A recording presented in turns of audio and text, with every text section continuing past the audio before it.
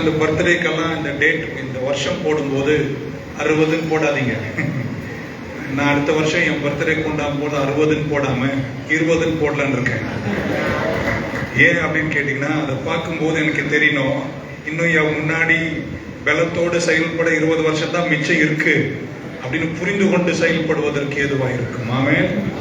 இன்னும் நம்ம ஓடி தீர்க்க வேண்டிய ஊழியத்தை வேகமாக தீர்க்கிற கிருபையை கொஞ்சம் தள்ளினீங்களா, காத்தின் காதல் அடிக்க செய்யக்கூடிய கிருபையை கர்த்தர் நமக்கு தருவாராக. 6 வார்த்தைகள் விரைந்து உங்களுக்கு தர வேண்டும் என்று விரும்புகிறேன். நம்பர் 1, முதலாவது, இந்த ஆண்டு விழாவில் எல்லா விழா முடிஞ்சிச்சு. ஸோ வார்த்தைக்கு வந்து விடுகிறேன். உங்க வாழ்க்கையில் எது நடந்தாலும் நீங்கள் கர்த்தருக்குள் உங்கள் அடையாளத்தை இழக்காமல் நிலைத்தர வேண்டும். ஆமென். No matter what happens, remain in Christ. என்ன நடந்தாலும் கிறிஸ்துவுக்குள் இருக்கின்ற உங்க அடையாளத்தை ஒரு நாளும் நீங்கள் இழந்துவிடக் கூடாது. கர்த்தர் உங்களுக்கு தந்த கனம், மகிமை, கர்த்தருக்குள் உங்களை வைத்திருக்கின்ற நிறைவுகளை எந்த சூழ்நிலையிலும் சிதறாமல் உடையாமல் உங்கள் அடையாளத்தை பாதுகாத்து நீங்கள் நிற்க வேண்டும். நிறைய சத்தங்கள் நம்முடைய காதுகளில் கேட்கக்கூடிய காலம் இது. சோசியல் மீடியாவுடைய எக்ஸ்ப்ளோஷன், எங்க பார்த்தாலும் பல்வேறு சத்தங்கள் கேட்டுக்கொண்டே இருக்கின்றன. பல ஆலோசனைகள், நிறைய ஒப்பீனியன்ஸ். இதன் நடுவில் தேவ பிள்ளைகளாயிருக்கிற நீங்கள் எந்த சூழ்நிலையிலும், எவ்வளவு கஷ்டங்கள் வந்தாலும், எத்தனை இடர்கள் வந்தாலும் அடையாளத்தில் செதறாதவர்களாய் நின்றால் நீங்கள் ஜெயிப்பீர்கள். மனுஷன் அப்பத்தினால் மாத்திரமல்ல, அவர் வாயிலிருந்து புறப்படுகிற ஒவ்வொரு வார்த்தையினாலும் பிழைப்பார். இந்த வசனத்தின் பிரவேசனம் நம் இதயத்திற்கு வெளிச்சத்தை கொண்டு வருகிறது. ஆனால் பல்வேறு சத்தங்கள் விசுவாசிகளின் காதுகளில் கேட்கிறது. ஏன்? ஏதேன் தோட்டத்திலேயே ஆதாமையும் ஏவாளையும் உண்டாக்கி ஏற்ற வரமுறைகளையும் அறிவுரைகளையும் சொல்லிவிட்டு ஏதேன் தோட்டத்தில் ஏற்படுத்தினார் கர்த்தர் ஆதாமையும் ஏவாளையும். அவங்க காதிலேயே அன்றைக்கு சர்ப்பம் சத்தத்தை ஊதி அந்த சத்தத்திற்கு அவர்கள் செவிசாய்த்தார்கள். செவிசாய்த்தது நிமித்தமாக மிகப்பெரிய வீழ்ச்சி உண்டாயிற்று. என்ன கேட்கிறான் சாத்தான்? இந்த அப்பத்தை மட்டும், இந்த கனியை மட்டும் புசிச்சினா நீ ஆண்டவர் கடவுளை மாதிரி இருப்ப அப்படின்றார். ஒரே ஒரு வார்த்தை அந்த ஆடம் சொல்லி இருக்கலாம். ஆமென். ஆதாம் சொல்லி இருக்கலாம். என்னவென்றால், நாங்கள் ஏற்கனவே அவரை போலதான் இருக்கிறோம். அந்த அடையாளத்தை இழந்து விடுகிறார். காரணம், கேட்கிற சத்தங்கள் மனித அடையாளங்களை சிதறடிக்கக்கூடிய சத்தங்கள். கேட்டார்கள், கேட்டதன்படி அடையாளத்தை இழக்கிறார்கள். அடையாளத்தை இழந்த போது வீழ்ச்சியை கண்டார்கள். முதல்ல இப்படி சொல்லுகிறேன், if you keep your identity you will be successful. If you lose your identity you will fail. Amen. அடையாளத்தை சிதறாமல் காத்துக் கொண்டவர்கள் எல்லாம் ஜெயிப்பார்கள். எவ்வளவு இடர்கள் வரட்டும், எத்தனை சத்தங்கள் கேட்கட்டும், எத்தனை நிந்தனைகள் வரட்டும், நான் தான். 3 பேர் தான் ஆமென் சொன்னீங்க. நீங்க சிதறவே கூடாது. ஆமென். அப்படி நீங்கள் நிற்பீர்களே ஆனால் நீங்கள் சேர வேண்டிய கரையில் நீங்கள் சேர்வீர்கள். ஆமென். இயேசு கிறிஸ்துவை பார்த்து ஆவியானவர் சோதிப்பதற்கு வனாந்தரம் கொண்டு போன போது சாத்தான் நேரில் வந்து இப்படி கேட்டான், நீ தேவகுமாரனாய் இருந்தால் இந்த கல்லுகளை அப்பமாக மாற்றுங்கள். நீ தேவகுமாரனாய் இருந்தால் மேலிருந்து கீழே குதி, தூதர்கள் உன்னை தாங்குவார்கள். நீ தேவகுமாரனாய் இருந்தால் நீ அப்படின்னு 3 முறை வந்து சந்திக்கிறார். கர்த்தர் சொன்னார், எழுதி இருக்கிற வார்த்தையின்படியே அப்படின்னு ஜெயிக்கிறார். ஆமென். அப்படின்னா நீ தேவகுமாரனா என்ற அந்த கேள்விக்கு கர்த்தர் இயேசு பதில் சொல்லவில்லை. ஏன் சொல்லவில்லை என்றால், அவர் யாருன்னு அவருக்கு நன்றாக. இன்னைக்கு உங்களை கேட்கிறேன், நீங்க யாருன்னு உங்களுக்கு நன்றாக தெரியும்னா அல்லேலூயா சொல்லுங்க பார்க்கலாம். அது தெரியாத அல்லேலூயா. ஆமென். ஊழியத்தில் சரி, விசுவாச பாதையில் சரி, துன்பங்களின் முன்னிலையில் சரி, எல்லாமே அஸ்திபாரங்கள் அசையும் போதும் எதை இழந்தாலும் ஒன்றை நீங்கள் இழக்கக்கூடாது. உங்கள் அடையாளத்தை நீங்கள் இழந்துவிடக் கூடாது. ஒரு கை நெஞ்சு மேல வைத்து ஒரு கை உயர்த்தி சொல்லுங்க, நான் யார் என்று எனக்கு நன்றாக தெரியும். இல்லையா? சொல்லுங்க பார்க்கலாம். செதறாதீங்க, உடையாதீங்க. ஆமென். சொல்ல மாட்டீங்களா? எங்கேயும் ஓடி போயிடாதீங்க. ஆமென். மோசையை கர்த்தர் முச்செடியில் சந்திக்கிறார். சந்தித்த போது கர்த்தர் இந்த ஜனங்களை விடுவிப்பதற்கு உன்னை நான் அழைக்கிறேன்னா மோசே சொல்றார், நான் ஒரு திக்குவாயன்னு எனக்கு தெரியாது அப்படின்னு. இப்ப நீ யாருன்னு கேட்கிறார் மோசே. அப்பதான் கர்த்தர் சொன்னார், நான் இருக்கிறவராகவே இருக்கிறேன், நான் இருக்கிறவராகவே இருக்கிறேன். என்னுடைய பேரை போய் சொல்லி நீ போ என்று கர்த்தர் அனுப்புகிறார். கொஞ்சம் தூரம் மோசேக்கு சரியாக புரியவில்லை. அடையாளத்தை இழந்த போது இழப்புகள், அடையாளத்தை புரிந்த போது வெற்றிகள் என்ற நிலை வருகிறது. ஆண்டவருக்கு பின்பு 7ஆம் அதிகாரத்தின் 1ஆம் வசனம் வரும்போது வேதம் மோசே குறித்து சொல்லுகிறது. Lord said unto Moses, கர்த்தர் மோசே பார்த்து இப்படி சொன்னார், See, I have made thee a god to Pharaoh. உன்னை பரவோனுக்கு நான் கடவுளாக மாற்றி இருக்கிறேன். ஆமென். கடவுளுடைய தலைமத்துவத்தின் பகுதிக்கு ஜோஷுவா வருகிறார். கர்த்தர் மோசேக்கு, ஆண்டவர் ஜோஷுவாக்கு இப்படி சொன்னார், நான் மோசையோடு கூட இருந்தது போல நான் உன் கூட இருப்பேன். நீ பலன் கொண்டு திடமனதாயிரு, நீ பலன் கொண்டு திடமனதாயிரு, நீ பலன் கொண்டு திடமனதாயிரு என்று சொல்லி நீ கால் மிதிக்கிற தேசம் எல்லாம் உனக்கு நான் சொந்தமாய் தருவேன். நான் உன்னை விட்டு விலகுவதில்லை, உன்னை கைவிடுவதில்லை. இந்த வார்த்தை உன் வாயை விட்டு விலகாமல் இருக்கட்டும். உன் வழிகளை நீ வாய்க்கை செய்வாயாமே. மீண்டும் மீண்டும் பயப்படாதே, திடன்கொள், பயப்படாதே, திடன்கொள் என்று கர்த்தர் சொல்றதுக்கே காரணம் என்னன்னா, உன் தலைவன் இழந்துட்டான் என்ற வேதனையில கூட நீ ஒரு நாளும் இந்த யுத்தத்தை ஜெயிக்கணும்னா உன் அடையாளத்தை நீ இழந்து விடக்கூடாது. எதுவுமே நம்புறீங்க, கர்த்தர் உங்க கூட இருக்கிறார். இந்த அடையாளத்தோடு போங்க. ஆமென் சொல்ல மாட்டீங்களா? அடுத்த வருஷம் ஒருவேளை இந்த வழியா நான் வருவேன். ஆமென். அன்றைக்கு நிறைய பேர் நீங்கள் பல சாட்சிகளை எழுதி முடிப்பீர்கள். ஊழியத்தில் இன்னொரு பரிமாணத்தை காண்பீர்கள். செல்வத்தில் உயர்ந்து நிற்பீர்கள். சில யுத்தங்களை ஜெயிப்பீர்கள். சில போராட்டங்களை கடந்து போவீர்கள். சில முடிவுகளை காண்பீர்கள். சிலதை எழுதி தீர்ப்பீர்கள். ஹல்லேலூயா. கிதியோன் ஒருத்தர் இருக்கிறாரு. அவரு கோதுமையை கொண்டு போய் திராட்சை தோட்டத்தில் வச்சு அடிக்கிறார். ஏன்னா மீதியானியர் வந்து எடுத்துட்டு போயிருவாங்கன்னு பயந்து போய் கோத்திரங்களில் நான் சிறியவன் என்று சொன்ன கிதியோன் மறைந்து போய் ஒரு திராட்சை தோட்டத்துக்குள்ள போய் கோதுமை அடிக்க வேண்டிய அவசியம் இல்லை. ஆனா கர்த்தருக்கு தெரிகிறது, இந்த கிதியோன் ஒரு சாதாரணப்பட்ட ஆள் கிடையாது. இந்த கிதியோனை கொண்டு நான் சில யுத்தங்கள் எல்லாம் முடிக்க போகிறேன். கர்த்தருடைய தூதன் போய் கிதியோனை சந்தித்து இப்படி சொன்னார், பராக்கிரமசாலின்னு கூப்பிட்டார். ஆமென். நல்லவர் ஆமென் சொல்லுங்களேன். அவன் சொல்றான், நானா பராக்கிரமசாலி, என் குடும்பங்கள் கோத்திரங்கள் நான் சிறியவன், என்னால் எதுவும் செய்ய முடியாது. I am afraid. நான் ஒரு பயந்தாங்கோலி. கர்த்தர் சொன்னார், நீ பராக்கிரமசாலி. சொல்லட்டுமாங்க, அந்த ஒரு அடையாளத்தை கொண்டு, இந்த அடையாளத்தை பெற்றுக்கொண்டு புறப்பட்ட கிதியோனை கொண்டு கர்த்தர் பயங்கரமான யுத்தங்களை ஜெயிக்க செய்தார். 2-3 லட்சம் சேனைகளுக்கு முன்னே, ஆமென், 32,000 பேர் இஸ்ரவேல் போர் வீரர்கள் நிற்கிறார்கள். ஆண்டவர் சொன்னார், கிதியோனே போய் அந்த ஜனங்களை பார்த்து சொன்ன, பயப்படுறவங்க எல்லாம் வீட்டுக்கு போலாம். 20,000 பேர் காணாம போயிட்டான். ஆமென். இவரே பயந்தவர், இப்ப பயந்தவங்க எல்லாம் வீட்டுக்கு போனான்னு சொன்னார். மிச்சம் கொஞ்சம் பேர், ஒரு 12,000 பேர். அந்த 12,000 பேர் போற பாதையில கர்த்தர் சொன்னாரு, ஒரு இடத்துல போகும்போது அங்க ஊற்றுகள் இருக்கும், தண்ணியை குடிக்க சொன்னார். தண்ணியை குடிச்சாங்க. டீசெண்டா குடிச்சவங்க வீட்டுக்கு போக சொன்னார். ஆமென். நாய் மாதிரி நக்கி குடிச்சவங்க வர சொல்றார். ஆமென். அதுல ஒரு 300 பேர் வச்சுங்களேன். அந்த 300 பேரை கொண்டு கிதியோன் மிகப்பெரிய மீதியான யுத்தத்தை முடிக்க கர்த்தர் கிருபை கொடுத்தார். எத்தனை பேருக்கு தெரியும், அடையாளத்தை பெற்றுக் கொண்டாலே வாழ்க்கை வெற்றியாக மாறும். இன்னைக்கு கர்த்தர் உங்களை ஆசீர்வதிப்பார். நீங்க 4 பேர் சொல்றாலும் நீங்க கிடையாது. ஆமென் சொல்ல மாட்டீங்களா? நீ சொல்றாலும் நான் கிடையாது. ஆமென். நீங்க தான். ஆமென். உங்களை தாயின் கருவில் பொருத்தும் போதே உங்கள் நிரூபணங்களை அறிந்தவர் எங்கள் தெய்வம். பயண முடிவுகளை அறிந்தவர் எங்கள் தெய்வம். முடிவை அறிந்து துவக்குகிறவர் என் தேவன். உங்க முடிவு நல்லா இருக்கும். ஆமென். சொன்ன உங்களுக்கு இருக்கும், சொல்லாத உங்களுக்கு. அதனால ஒரு வாட்டி சொல்லிடுங்க. ஆமென். உங்கள் முடிவு நல்லா இருக்கும். நிச்சயமாகவே முடிவு உண்டு. உங்கள் நம்பிக்கை வீண் போகாது. செதறாமல் இருங்கள். ஆமென். உங்கள் 1000 பேர் 1000 சொல்லி கடங்கடிக்கும் போதும், கதவை பூட்டி கண்ணீர் வடியும் போது அங்கே நின்று சொல்ல, நான் தான். என்னை அழைத்தவர் உண்மையுள்ளவர், என்னோடு இருக்கிறவர் பெரியவர். உலகத்தில் இருப்பவனை காட்டிலும் என்னோடு இருக்கிறவர் பெரியவர். இந்த ஊழியத்தை நான் ஏற்படுத்தல, கர்த்தர் ஏற்படுத்தினார். என்னை அழைத்தவர் என் கூட இருப்பாரு. 40 வருஷம் நடத்தினாரு, இன்னொரு 40 வருஷம் உங்களை கர்த்தர் நடத்துவாரு. இதே கம்பீரத்தோடு நீங்கள் இருப்பீர்கள். நல்ல ஒரு அறையில சொல்ல மாட்டீங்க. கிதியோனின் யுத்தங்கள் ஜெயமாய் முடிந்தது. ஆமென். காரணம் கர்த்தர் ஒரு அடையாளத்தை கொடுத்தார், நீ பராக்கிரமசாலி. ஆமென்.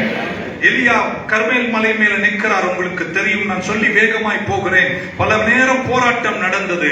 கொஞ்சம் தூரத்தில் அவங்க அலப்புறாங்க.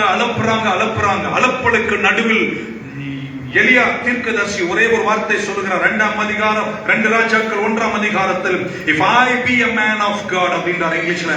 நான் தேவனுடைய மனுஷனா இருப்பேனே ஆனால், அல்லேலூயா சொல்லுங்களேன். இன்னொரு முறை சொல்றேன், நீங்க நான் தேவ மனுஷனா இருப்பேனே ஆனால் என்ன தெரியுமாங்க அந்த வார்த்தைக்கு அர்த்தம்? I know who I am. Amen. I am certain about my identity. என் அடையாளம் எனக்கு நன்றாக தெரியும். அந்த கர்மேல் மலையில் நிற்கும் போது எலியா தோற்கவில்லை. பாகாலின் தீர்க்கதரிசிகள் தான் வீழ்ச்சியை கண்டார்கள். அடையாளத்தை தெரிந்தவர்கள் சதற மாட்டார்கள். உங்களை பார்த்து சில வார்த்தைகள் சொல்லும் போது உங்க ஆமீன் பலத்ததா இருக்கட்டும். நீங்கள் வாளல்ல தலையா இருப்பீர்கள், நீங்கள் கீழல்ல மேலா இருப்பீர்கள். நீங்கள் ஜெயாளிகள், நீங்கள் முற்றிலும் ஜெயம் கொள்ளுகிறவர்கள், நீங்கள் பராக்கிரமசாலிகள், நீங்கள் தேவ மனிதர்கள், நீங்கள் தேவ மனுஷிகள். உங்களை கொண்டு கர்த்தர் பராக்கிரமம் செய்வார். நீங்கள் எழுந்தருளுவீர்கள், நீங்கள் பிரகாசிப்பீர்கள். ஹல்லேலூயா. இன்னொரு மனிதனை வேதத்தில் காட்டுகிறேன், யோவான் ஸ்நாபகன். ஆமென். யோவான் ஸ்நாபகன் எலிசபெத் உதரத்தில் பிறக்கிறார். சக்கரியாவுக்கும் எலிசபெத்துக்கும். மரியாள் வயிற்றில் இன்னொருத்தர் நம்முடைய ஆண்டவராகிய இயேசு கிறிஸ்து. எலிசபெத்தும் மரியாளும் சந்திக்கிறார்கள். அந்த சந்தித்த போதே வயிற்றில் இருந்த பாப்டிஸ்ட் துள்ளினார். ஆமென். இப்பொழுது பாப்டிஸ்ட் துள்ளுவதில்லை, அன்றைய பாப்டிஸ்ட் துள்ளினார். ஆமென். வயிற்றிலேயே துள்ளினார். ஆமென்.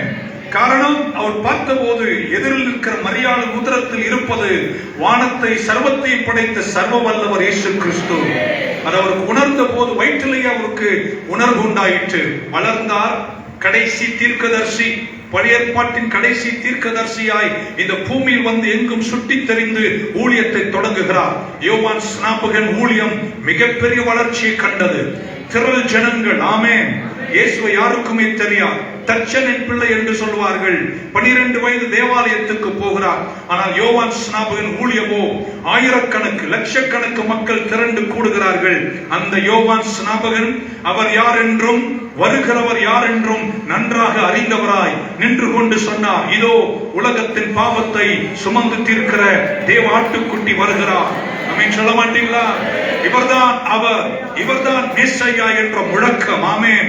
ஒட்டகத்தோலை அணிந்து காட்டு வெட்டுக்கிளிகளை சாப்பிட்டு காட்டுத்தேனை குடித்துக் கொண்டு வித்தியாசமானவராய் திறந்த வெளிகளில் தன் வாழ்க்கையை நடத்தி பிரம்மாண்டமான ஊழியம், இயேசு கிறிஸ்துவின் ஊழியத்தை யோவான் ஸ்நாபகன் அறிமுகப்படுத்துகிறார். ஆமென்.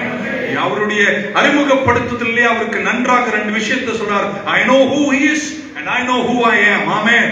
அவர் யார் என்று எனக்கு தெரியும், நான் யார் என்று எனக்கு தெரியும். அவர் உலகத்தின் பாவத்தை சுமந்து தீர்க்கிற தேவாட்டுக்குட்டி. நீர் பெருக வேண்டும், நான் சிறுக வேண்டும். ஆமென். சொல்ல மாட்டீங்களா? நல்லா கேட்டுக்கோங்க. யோவான் ஸ்நாபகனுக்கு அடையாளம் தெரிஞ்ச வரைக்கும் ஊழியம் பிரகாசித்தது. அடையாளம் தெரிஞ்ச வரைக்கும் ஊழியம் விரிவாக இருந்தது. ஒரு நாள் யோவான் ஸ்நாபகன் சிதற தொடங்குகிறார். ராஜாவை பார்த்து வேண்டாத ஒரு வார்த்தை சொல்லி விடுகிறார். அவரை எவளையாவது வச்சுட்டு போட்டுமே, நமக்கு என்ன வந்துச்சு? ஆமென். உங்க ஊழியத்தை நீங்க பார்த்து இருக்கணும். யோவான் ஸ்நாபகன் ராஜாவை குறித்த வேண்டாத வார்த்தை சொல்லுகிறார். சிறைக்கு போக வேண்டிய நிர்பந்தம் வருகிறது. உங்களுக்கு அதுக்கு முன்னாடி தெரியும், யோர்தானின் வெள்ளத்தில் போய் இயேசு கிறிஸ்துவுக்கு ஞானஸ்நானம் கொடுத்த போது வானம் திறந்தது. ஆமென். பரலோகம் முழக்கமாய் சொன்னது, யோவான் நீ சொன்னது ரைட்டு தான். ஆமென். இவர்தான் என் நேசகுமாரன், இவரில் பிரியமா இருக்கிறேன். எல்லாம் தெரிந்த யோவான் ஸ்நாபகன் சிதறுகிறார். சிறைக்கு போகிறார். சிறையில் இருந்த போது சந்தேகங்கள் ஏற்படுகிறது. இப்போ சீஷர்களை அனுப்பி யோவான் ஸ்நாபகன் கேட்கிறார், இவர்தான் மேசையாவா அல்லது இன்னொருத்தர் வர வேண்டுமா என்று கேட்கிறார். ஏங்க யோவான் ஸ்நாபகன் அவர்களே, நீங்க தானே சொன்னீங்க இவர்தான் உலகத்தின் பாவத்தை சுமந்து தீர்க்கும் தேவாட்டுக்குட்டி. அவர் பாதரட்சி அவிழ்க்க கூட நான் தகுதியற்றவர். நீர் பெருக வேண்டும், நான் சிறுக வேண்டும் என்று சொன்னது நீங்க தானே. இப்போ உங்களுக்கு என்ன ஆச்சு? நல்லா கேட்டுக்கோங்களேன். யோவான் ஸ்நாபகன் அடையாளத்தை இழக்க தொடங்குகிறார். ஆமென். அடையாளத்தை இழக்க சந்தேகங்களும் வேதனைகளும் தன்னை வாட்டத் தொடங்கி சிறையிலிருந்து சீஷர்களை அனுப்பி கேட்கிறார், Go and ask Jesus You are Messiah or is there anyone one more to come? நீதான் மெஸ்ஸையாவா அல்லது இன்னொருத்தர் வர வேண்டுமா என்று கேட்கிறார். இயேசு வந்த சீஷர்களுக்கு பதில் சொல்லி அனுப்புகிறார். யோவான் ஸ்நாபகன் கிட்ட போய் நல்லா சொல்லு, குருடர்கள் பார்க்கிறார்கள், செவிடர்கள் கேட்கிறார்கள், முடவர்கள் நடக்கிறார்கள், பிணங்கள் உயிர் தெழுகிறது, அப்படின்னா நான் தான் மெஸ்ஸையா என்று சொல்லு.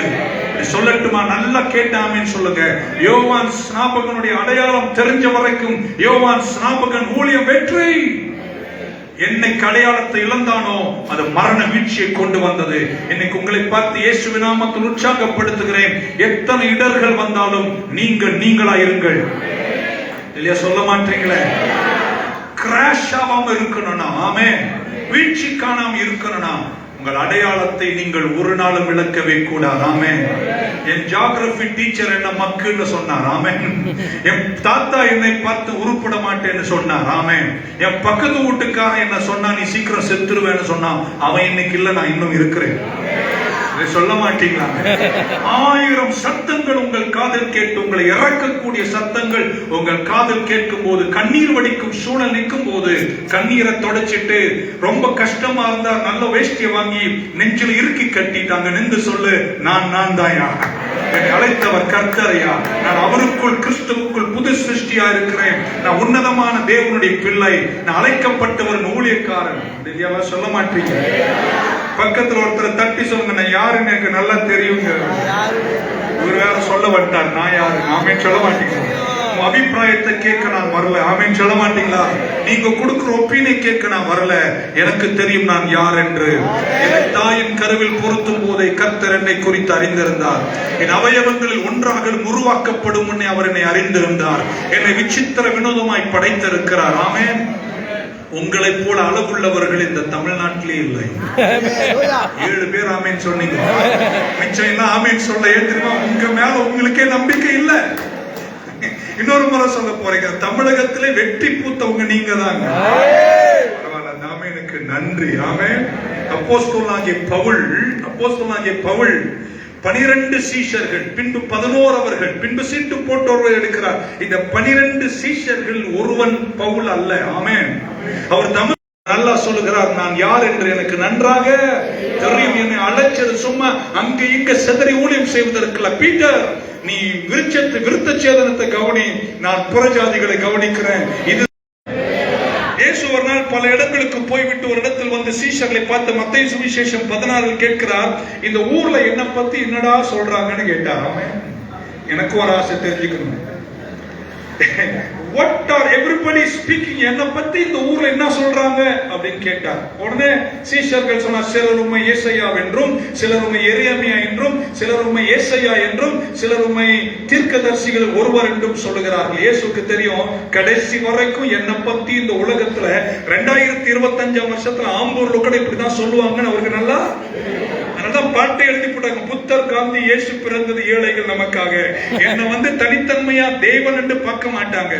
ஊர்ல என்ன பத்தி என்ன சொல்லுவாங்க, எல்லாரும் கூட சமமா என்னையும் ஒருத்தரை வச்சுட்டு போயிடுவாங்க, எனக்கு நல்லா தெரியும். அதனால சரி விடுடா, ஊர்ல இருக்கிறவங்க சொல்றதை விட்டுடு, இப்ப நீங்க என்ன பத்தி என்ன சொல்றீங்கன்னு கேட்டார்.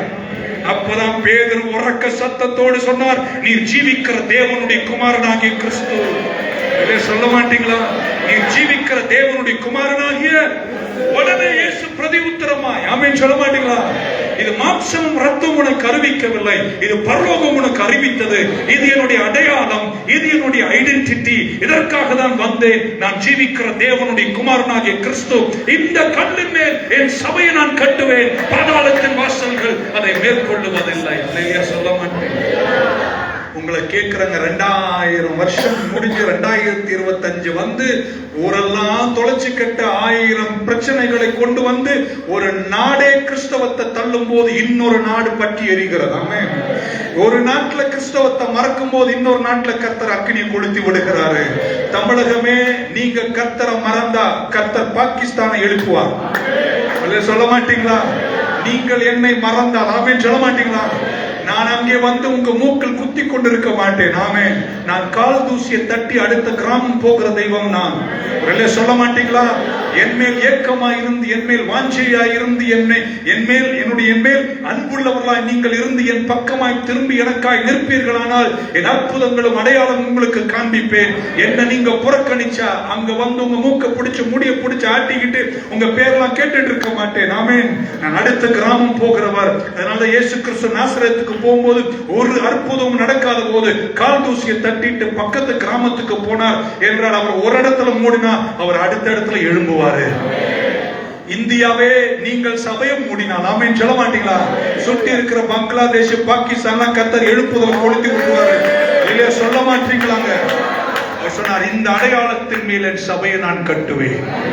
2025 வருஷத்துக்கு பின்னாடி இன்றைக்கும் ஒரு இயக்கம். ஆமென் சொல்ல மாட்டீங்களா? எல்லா எதிர்ப்புகளையும் சந்தித்து, ஆமென், சாம்ராஜ்யத்தின் எதிர்ப்புகளை சந்தித்து, நாடுகளின் எதிர்ப்புகளை சந்தித்து, ஆமென், ராஜாக்களின் எதிர்ப்புகளை சந்தித்தும் இன்றைக்கும் ஒரு திருச்சபை அதன் நடுவுல நிற்கிறது என்று சொன்னால் அதற்கு காரணம் இது சாதாரணமாய் உருவாக்கப்பட்டதல்ல.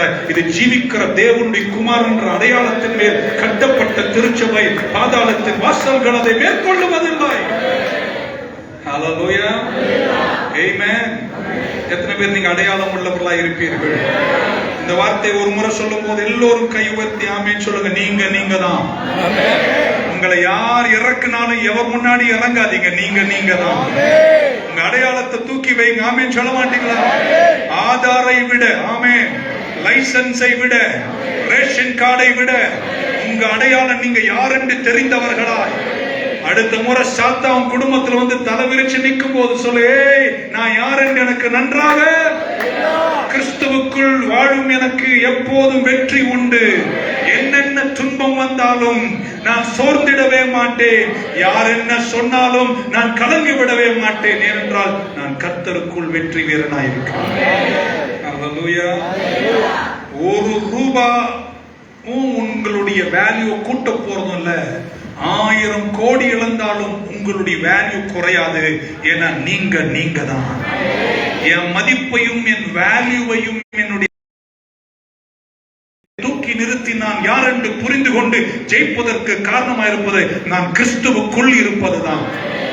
இல்லையா? சொல்லிடுங்களேன். நிற்பீர்களா? செய்வீர்களா? தேர்தல் வருகிறது. ஹல்லேலூயா, ஆமென். நீங்கள் அந்த அடையாளம் பெற்றவர்களாய் நீங்கள் நின்றால் நீங்கள் ஜெயத்தோடும் வெற்றியோடும் மகத்துவத்தோடும் காணுவீர்கள்.